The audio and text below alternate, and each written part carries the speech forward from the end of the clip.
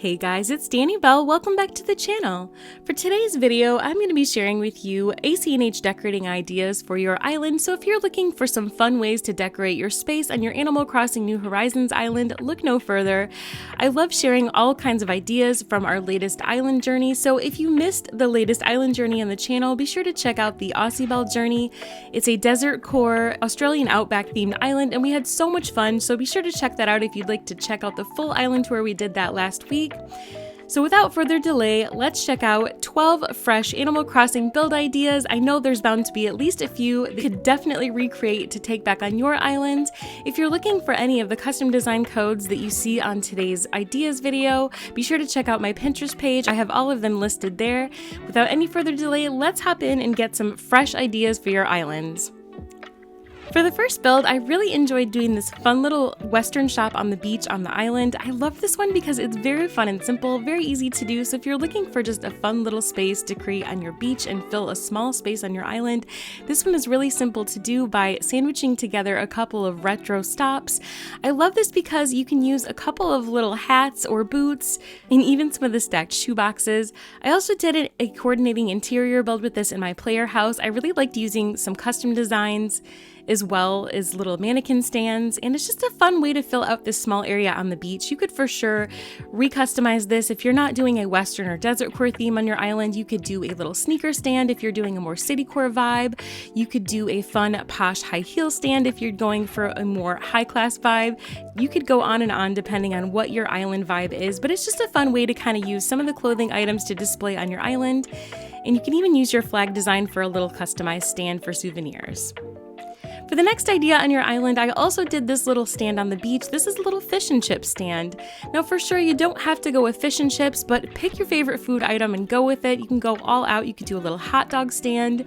You could even do a French fry stand on your island. I loved using the Pro Design cutout standees for this because it does save some custom design slots on your island that you can utilize. I used the Festival stalls because I really love the color and the little tassels that kind of blow in the breeze, and then you can frame it in with some of the storefronts on either side.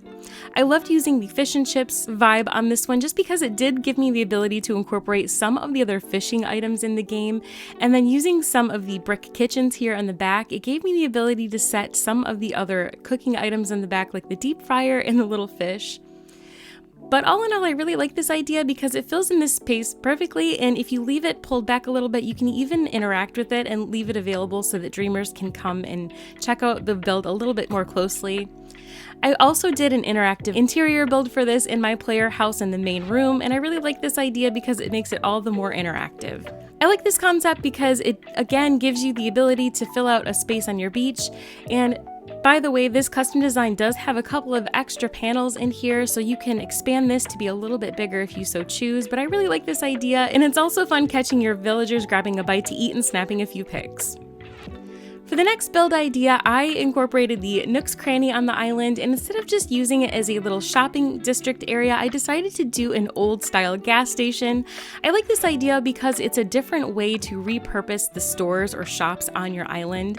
I sometimes get a little bit bored just utilizing the shops as shops on the island, so I really tried to push myself this time on this island by trying to reimagine these buildings as something other than just stores. So for Nook's Cranny on the island, I decided to think of it as an old rundown gas station. We pulled this off by using some of the old dilapidated gas pumps and then parking an old car to kind of create the look of a little mechanic shop on one side, and then of course adding a little delivery truck in the back to give it a little added character. You can even put a little gas pumping sign in the front along with the prices. It just adds a little extra character.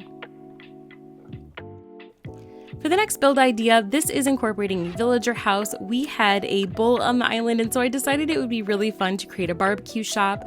This one is utilizing a wraparound style build with the villager house, so we used a couple of the retro bus stations turned around backwards with a customization code of a barbecue shop, and then even the little piggy bank up on the decorative pillar was my favorite part of this build. If you're able to redecorate the interior of your villager homes, all the better, because you can make this all the the more interactive and redo the interior of the villager home to match the exterior, which makes it extra fun. I went ahead and redid the interior of this to look sort of like a diner, but with a barbecue style twist. Here's the interior of Angus's house. We definitely added a lot of barbecue vibes in here with the custom designed signage, but then we went ahead and used a lot of the diner furniture, which I think fit his vibe really, really well, especially with his flame t-shirt that is of course his signature outfit. Adding things like the little takeout bag in the corner, the fryer, the smoking stand, and the grill in the back, I think definitely pulls it all together, and then adding the custom wallpaper and even sound effects brings everything together just right. For the next build, we also used Able Sisters. This time, instead of doing a shopping clothing store, we decided to turn this into a little plant shop, and in this case a succulent shop. Since this was a Desertcore style island, I had a lot of fun doing very different style builds that I'm used to. I really liked this idea because instead of seeing the little clothing items in the front window at Able Sisters, we put a little plant stand in the front to kind of hit home the idea that there's plants for sale inside, and I think it's pretty convincing. It was fun using the illuminated plant display stand over here on the other side, and then even some of the different plant shelves in the game as well to kind of frame it in. But I really like how this one came together, and I think it looks pretty cute. For the next build, we created a boardwalk, and in particular, I really love this Vegemite stand. Now, if you're doing some sort of boardwalk on your island, I really like doing it usually horizontally, but doing a vertical style boardwalk was a lot of fun. And in particular, doing some sort of food stand on the boardwalk, I definitely encourage that. It's just a really fun way to use some of the food items, and depending on what style theme you have going on your island, you can get really creative on what type of food stand you have on your boardwalk. Again, you could do something like a little ice cream stand, a burger stand, you could even do a cotton candy stall if you so choose, but there's lots of different options. And for this particular Australian Outback themed island, of course, I wanted to do something pertaining to Vegemite. So the possibilities are endless, but it's always fun getting really creative and having lots of fun little stalls. And of course, don't forget the cruiser bikes to frame everything in.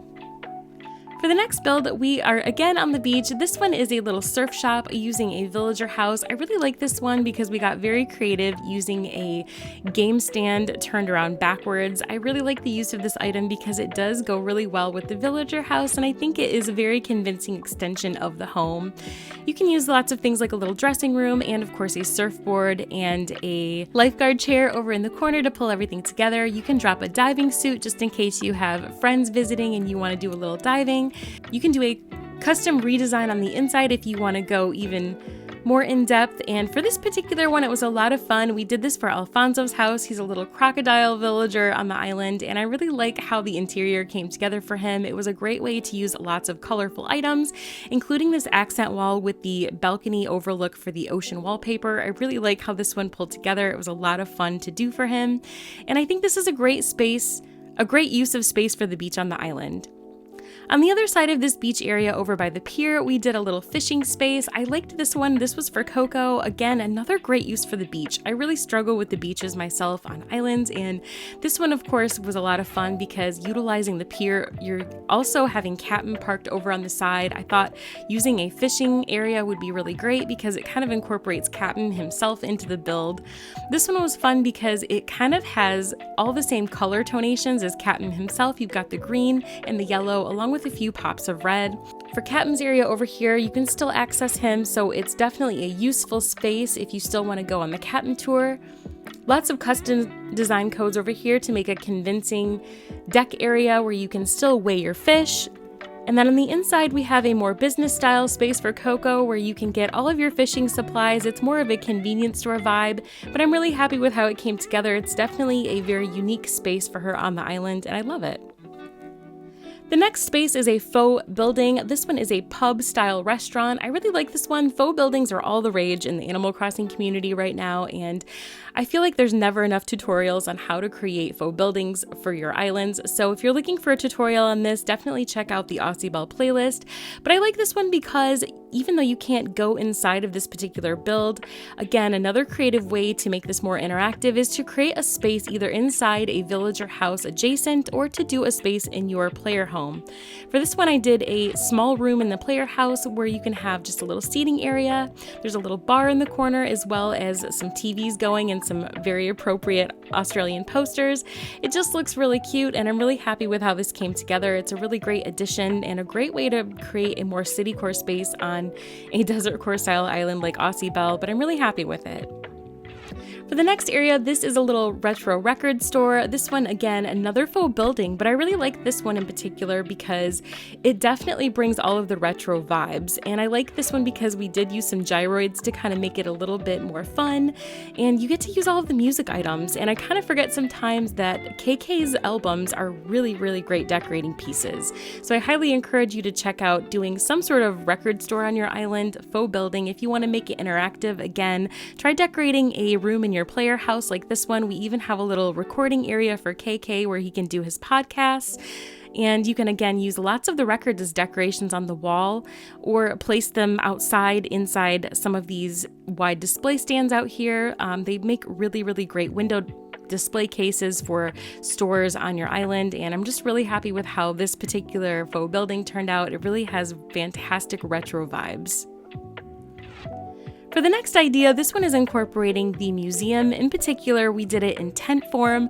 I really like using the museum in tent form on my islands. It's not something I do for every island journey, but I really like how this one looks, especially with the green toned canvas of the tent. It looks fantastic at night when it's illuminated, so there's a lot of different variety for this particular build. I like being able to frame it in with some of the storefronts in the green, and we did a little kiwi farm for this one. So we did a little farm area in the back, but for this part, there's just a fun little welcoming area here where you can pick up some jams and jellies, as well as just using some really fun and oversized custom designs to kind of exaggerate the idea that this is a kiwi farm on the island.